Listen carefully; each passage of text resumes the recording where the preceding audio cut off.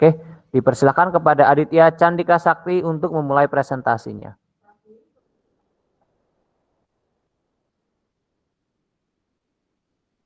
Assalamualaikum warahmatullahi wabarakatuh. Waalaikumsalam warahmatullahi wabarakatuh. Pada kesempatan kali ini, saya akan membawakan materi menentukan indikator keberhasilan tahapan produksi massal. Sebelum kita lanjut membahas indikator-indikator apa saja yang meraih keberhasilan tanpa produksi massal, yang pertama, kita akan bahas pengertian produksi massal. Apa sih produksi massal itu? Produksi massal juga dikenal sebagai aliran produksi atau produksi terus-menerus. Adalah sistem produksi dalam jumlah besar dari produk yang standar, termasuk dan terutama pada lini perakitan. Yang selanjutnya ada jenis proses produksi. Di jenis proses produksi ini ada terbagi menjadi dua. Yang pertama, membuat barang atau produk dengan menggunakan mesin serta peralatan. Hal ini disebut juga produksi. Yang kedua, yaitu membuat sarana produksi atau sistem produksi itu sendiri. Hal ini disebut persiapan berproduksi. Di selanjutnya ada proses persiapan produksi. Nah, jadi sebelum kita memproduksi sesuatu barang atau apapun itu, kita ada beberapa tahapan-tahapan persiapan. Yang pertama ada penjadwalan waktu. Maksudnya di penjadwalan waktu ini, jadi kita tuh harus menentukan waktu yang tepat untuk memproduksikan barang kita. Nah, yang kedua ada pemilihan peralatan. Nah, kita juga harus memilih peralatan-peralatan yang mencukupi dan memahami apa yang akan kita produksi. Yang ketiga ada mobilisasi personalia. Yang keempat ada pembagian pekerjaan. Nah, jadi pembagian pekerjaan ini paling khusus untuk karyawan. Jadi karyawan akan ditentukan bagian apa saja yang harus dilakukan untuk melakukan produksi yang akan kita lakukan. Yang kelima ada pembelian material. Jadi material juga harus mencukupi saat kita akan melakukan produksi. Mau apapun itu, mau jumlah besar ataupun jumlah kecil. Yang terakhir, pengerjaan dengan perkakas. Maksudnya itu ya mengerjakan dengan alat-alat yang akan digunakan untuk produksi nanti. Selanjutnya ada kriteria penting indikator keberhasilan usaha.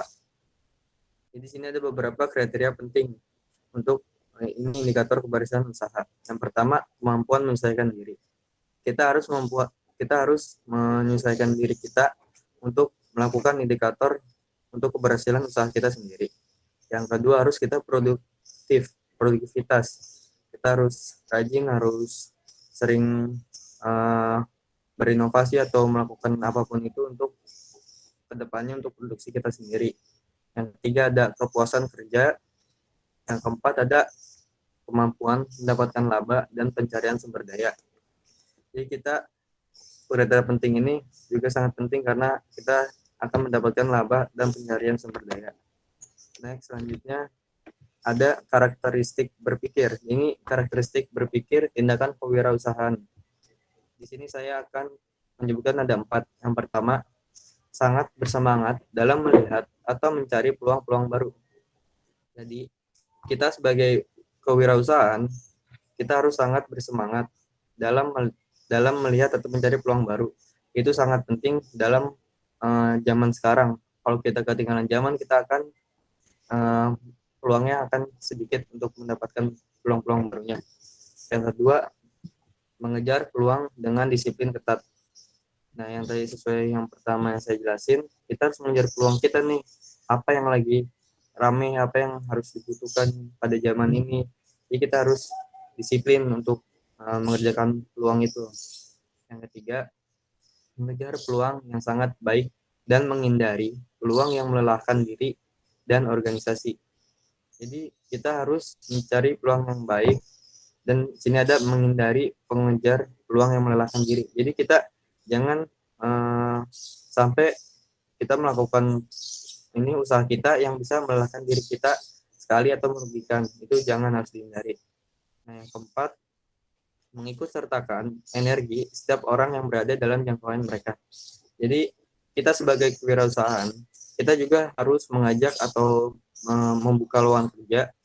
Maksudnya itu jadi mengikut sertakan energi. Jadi setiap orang tuh yang di sekitar kita bisa kita mengajak wirausaha ataupun open lowongan kerja.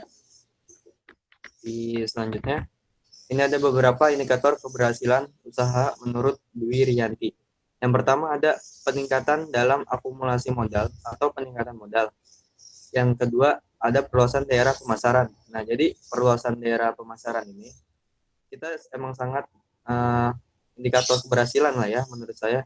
Soalnya dengan kita memasarkan toko kita di berbagai daerah, kita bisa menaikkan omset usaha kita dengan memperluaskan daerah-daerah untuk memasarkan produk-produk wirausahaan yang kita punya. Yang ketiga ada perbaikan sarana fisik. Di perbaikan sarana fisik ini juga, jadi di setiap toko ataupun tempat kita, sarananya itu harus selalu bagus. Jadi pelanggan pun tertarik, terus juga enak lah untuk dikunjunginya. Yang kelima ada jumlah pelanggan. Nah, jadi jumlah pelanggan ini juga menentukan indikator keberhasilan kita. Kalau misalnya ya rame, berarti kita kan tandanya berhasil menjalankan wirausahaan tersebut. Yang terakhir ada jumlah produksi. Jadi jumlah produksi yang kita buat, yang kita bikin harus banyak. Kalau misalnya seorang pelanggan kita tuh butuh stok atau apa, kita harus siap memproduksi dengan jumlah yang besar. Mungkin sampai situ saja yang bisa saya jelaskan dengan tema indikator keberhasilan. Terima kasih. Ada yang mau ditanyain? Untuk